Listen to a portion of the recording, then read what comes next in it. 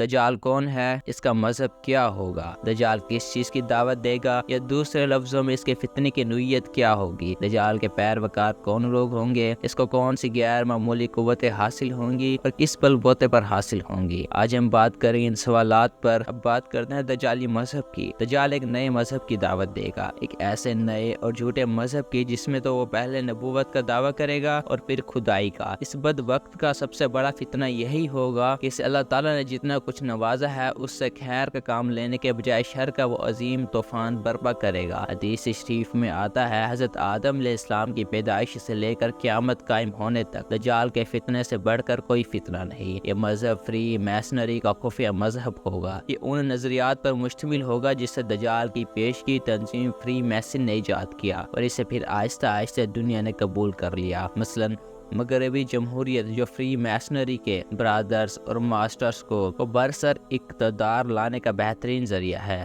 جدید نظام تعلیم جو انسانیت کی خدمت کے بجائے شکم پرستی اور نفس پروری سکھاتا ہے۔ مغربی نظام معاشیت جو سود، جوئے، ضرر اور بے حساب منافع خوری پر مشتمل ہے، ٹیکس کے نظام، کاکلی رواج اور زکوٰۃ و صدقات کے نظام کا انہدام، یعنی وہ نظام جس میں حکومتیں دینے کے بجائے لینے کا مزاج بنا لیتی ہیں اور اپنے ہی عوام کو لوٹتی کھسوٹتی ہے۔ دجال کے ساتھی کون ہوں گے؟ دجال کے پیروکاروں کی اکثریت یہودی عورتیں ہوں گی۔ اب یہاں اشکال ہو سکتا ہے کہ یہودیوں کی تعداد تو بہت کم ہے، ان کے بل بوتے پر عالمی نظام، عالمی حکومت اور عالمی مذہب کے قیام کی کوشش کیسے کرے گا؟ اس کا جواب یہ ہے کہ یہودی دھوکہ دے کر اپنے ساتھ صہیونیوں کو ملا لیں گے۔ صہیونی ہر اس شخص کو کہتے ہیں جو یہودی ہو یا نہ، لیکن یہودی مقاصد مثلا عالمی دجالی ریاست کے قیام کی تکمیل میں یہود کا اعلی کار بن جائے گا۔ یہودی کے فریب کا شکار وہ عیسائی، ہندو اور مسلمان ہوں گے جو دجال کے فتنے سے خود کو محفوظ نہیں رکھ سکیں گے اور اس کے پھندے میں پھنس جائیں گے۔ امریکہ اور یورپی ممالک یہود کے شکنجے میں کسے ہوئے ہیں، وہ یہودیوں سے زیادہ اسرائیل کے حامی ہیں اور اس کی حمایت کو اپنے لیے باعث برکت سمجھتے ہیں۔ یہود کی دھوکہ، فریب اور مکر دجال کا کمال دیکھیے کہ عیسائی مذہب میں جو پیشن گوئیاں جناب مسیح صادق حضرت عیسیٰ بن مریم علیہ السلام کے حوالے سے وارد ہوئی ہیں،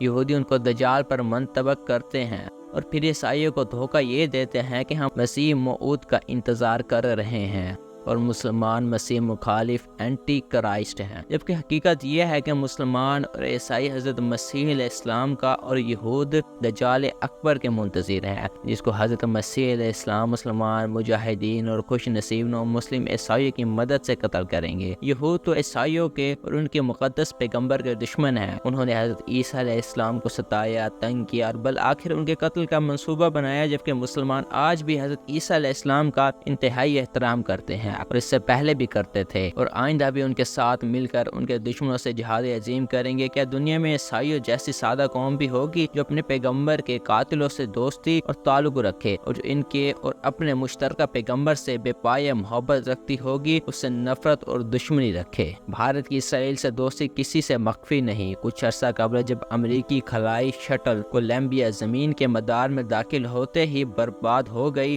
تو راز کھلا کہ اس میں 4 امریکی اسرائیلی جبکہ ایک بھارتی خاتون خلا باز سوار تھے۔ ابلیسی مشن پر گئی یہ مسلسل فضا کی تسخیر کے بعد خلائی تسخیر کا ارادہ رکھتی تھی۔ پاکستان کے ایٹمی بم ایجاد کر لینے کے بعد اسے زیر دست لانے کا ایک ہی طریقہ ہے کہ اب خلائی جنگ میں بھارت کو اتنی برتری دلائی جائے پاکستان خدا نخواستہ اس کے سامنے گھٹنے ٹیک دے